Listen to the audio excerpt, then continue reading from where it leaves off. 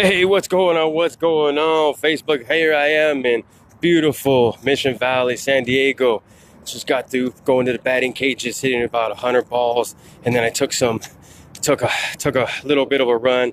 I don't know, maybe 2 miles, maybe three. I'm down here, up behind me. Up here's the, where's it at? Where's it at? That's where I live, way back there in the corner.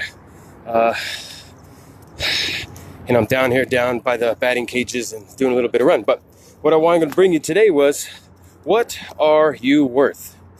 You know, there's people out there that are on the job and they lose, maybe they get in an accident, lose an eye, lose an arm, lose a leg, lose some kind of limb. And they're able to, the companies are paying out, what's your arm worth, right? $1 million, $10 million, $20 million. So if people are getting that kind of money for body parts, right? What is your entire body worth?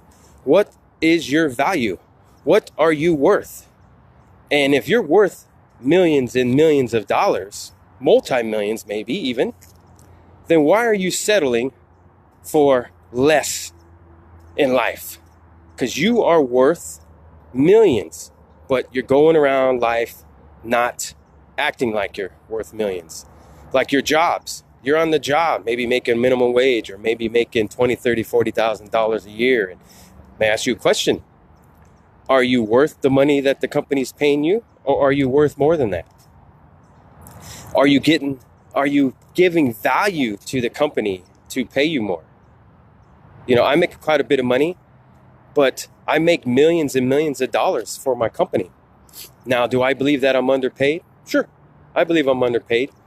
That's why I'm doing things on the side, like speaking in public, writing books, articles for magazines, because I am giving more value to the world, and in return, you'll get compensated for that. So you got to ask yourself, if you're on this job, right, is what you're doing worth more?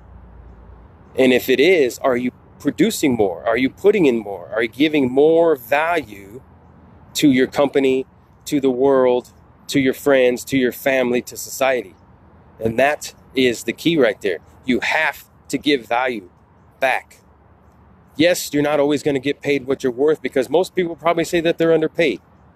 But then again, you should look in the mirror and say, well, really, my job, what I'm doing, is it worth more than what I'm getting paid to do? And if you're not happy with your job and you feel that you're worth more, then do more, produce more, work harder, move to a different job, start your own company, start your own business, collaborate with other people and open a business, write a book, sell a book, come up with apps, whatever you might do. If you're a trainer, train people on the side instead of just in somebody else's gym and making them rich. Whatever it is you do. I do martial arts. I used to train kids in Taekwondo. That's something that if I wanted to, I can do on the side of my own and make money if I felt like making more money. But that's what you got to do. You got to do other things to create value for yourself. So if you believe that you're worth more in life, you're worth more on the job, then you need to bring more value to that. Because I tell you what, I've made millions and millions and millions of dollars every year for my company, and I'll be coming up on 30 years in June, and I believe I'm way underpaid for the value that I'm bringing to that company.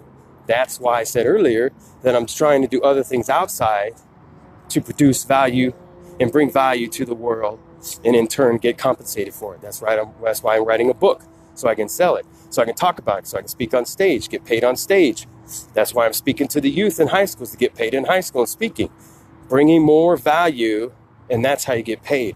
So if people are getting money because they lose an arm or an eye in their company or an accident, and they're getting paid by the states or whoever these companies are, millions of dollars for an arm, then your body is worth multi-millions. But you're walking around life basically saying that you're worth not much. And you're showing it in your job, you're showing it what you're producing, And you have so much more potential inside you to do so much more, to produce so much more. So don't be blaming other people, pointing a finger at other people. Or maybe you didn't have a dad or a mom or both, or you were abused when you were growing up, or you, like me, you had a learning disability. You couldn't read and write. People called you dumb. That didn't stop me. You know, I'm making quite a bit of money. I'm doing things. I'm successful. I've accomplished a lot of things because I didn't let what other people told me keep me down. And you should not either. Continue to be better and better and better, and quit pointing fingers at everybody else. It's a choice in life. You want to be successful? Simple as this. It's a choice. You decide. You can either keep complaining and keep pointing the fingers at everybody else. It's so-and-so's fault. It's so-and-so's fault. I didn't go to college. I wasn't smart enough. My dad didn't give me enough love, or whatever. That's a bunch of bullshit. You need to get out there and do it. You can't blame anybody but yourself. So if you believe you're worth millions of dollars, which I believe you are, because I believe I am, then you need to start producing $1 million results. That's the key. Are you producing $1 million results for your company? Are you producing $1 million results to society? You have to look yourself in the mirror. If you're not, then I suggest you start making a change, and the change comes with you. Jim Rohn said, in order for things to change, guess what? You have to change. And if you don't change your attitude, you don't change your mindset, you're going to keep getting the same results. And Einstein says, right? If you keep doing the same thing over and over and expecting different results, that's the definition of insanity. But that's what most people do. And Zig Ziglar, he says, don't stand in front of the stove of life and say, stove, now give me some heat. Then I'll put some wood in you. Doesn't work that way. You got to put damn wood in first in order to get the heat, which means you got to put in the work first in order to get the results. Damn, I'm on fire right now. I'm on fire because life is great. Things are great. Why? Because I believe they are. And I believe they can be great for you. But I cannot do it for you. I can only try to maybe give you a spark, maybe try to give you some ideas, but you have to put it in yourself in order for it to come true. Get out there. You got to have goals. You got to have dreams. But if you don't write those goals down, write those dreams down and put them into action, you might as well just go back to freaking bed and dream some more. Because that's all it is a freaking dream. And too many people in this world walk around dreaming. I wish. I should have. You know what happens when you should have too much? You should it all over yourself.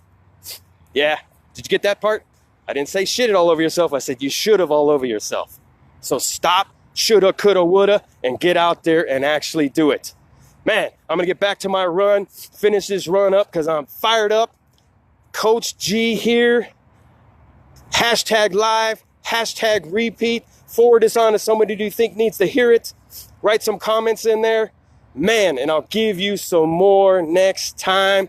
Woo, baby. Yeah, let's do this. Get out there. You are worth $1 million. If that's the least, you're worth millions and millions if you believe it. Coach G out.